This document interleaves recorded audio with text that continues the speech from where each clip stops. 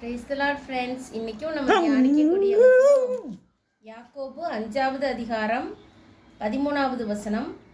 உங்களில் ஒருவன் துன்பப்பட்டால் ஜெபம் பண்ண கடவன், ஒருவன் மகிழ்ச்சியாய் இருந்தால் சங்கீதம் பாட கடவன். உங்களில் ஒருவன் வியாதிப்பட்டால் அவன் சபையின் மூப்பர்களை வரவழைப்பானாக, அவர்கள் கர்த்தருடைய நாமத்தினாலே அவனுக்கு எண்ணெய் பூசி அவனுக்காக ஜெபம் பண்ண கடவர்கள். அப்பொழுது விசுவாசமுள்ள ஜெபம் பிணியாளியை ரட்சிக்கும், கர்த்தர் அவனை எழுப்புவார். ஆமாம் ஃப்ரெண்ட்ஸ், இன்றைக்கும் நம்மளுக்கு சிக்னஸ்லாம் வராமல் போகாது. ஆனால் அந்த டைமில் நம்ம பாஸ்டரையா, நம்மளோட மூப்பர்கள், விசுவாசிகள் எல்லாரையும் கூப்பிட்டு நம்ம ஃபஸ்ட்டு ப்ரேயர் பண்ணணும் ஃப்ரெண்ட்ஸ். கட்டாயமாக ப்ரேயர் பண்ணணும்.